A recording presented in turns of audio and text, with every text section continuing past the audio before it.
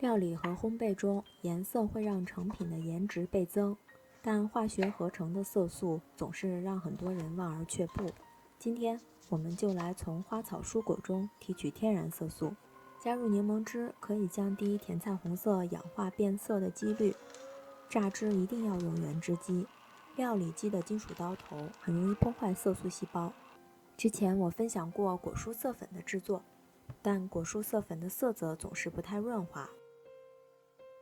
今天分享的色素提取法可以大大减少这些缺点。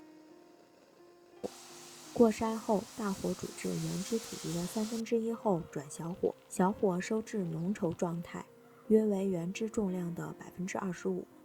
倒出静置60分钟以上，把不透明的精油瓶放入80度的烤箱中，提前消毒60分钟。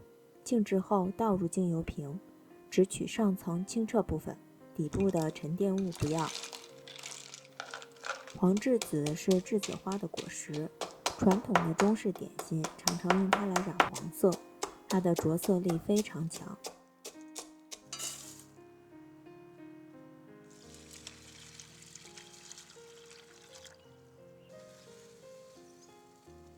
大火煮开后，转小火煮10分钟，盖上盖子焖20分钟。将第一次的原汁过滤，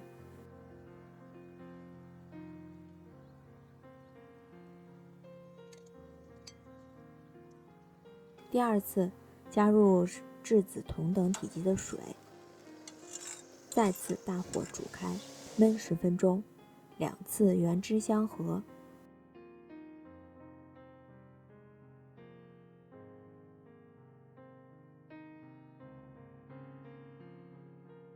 大火收至原汁体积的1/3，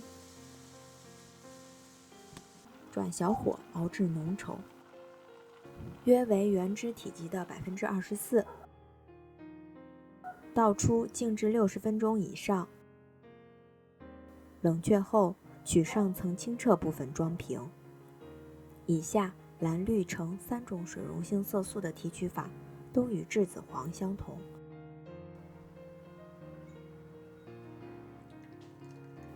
2次的原汁相合，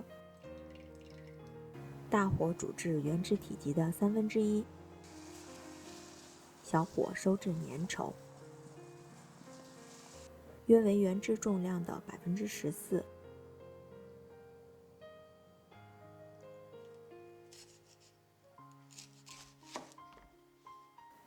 火龙果同样榨汁，但不用加柠檬，否则会变色。与甜菜色素提取法相同，静置放凉后装瓶。苏木为豆科植物苏木的干燥新材，也是一味中药，浓缩为原汁重量的5%。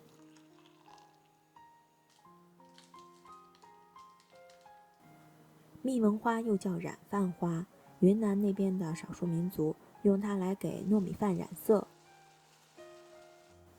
浓缩为原汁重量的10%。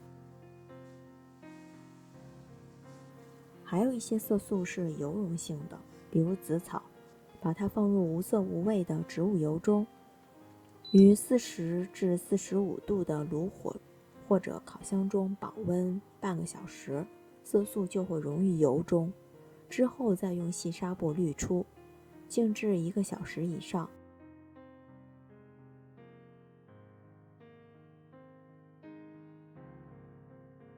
取上层清澈部分装瓶，用锡纸包裹瓶口，放入80度的烤箱中，消毒30分钟。2次消毒可最大限度地延长色素的保质期。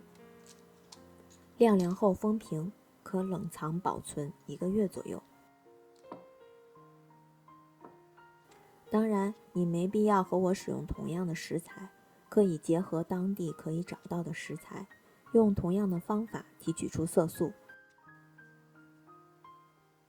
水溶性的就用栀子黄的提取法，油溶性的就用紫草紫色的提取法，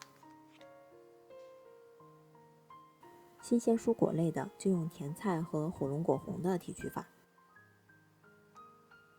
只要掌握了方法，自己在家也可以做到。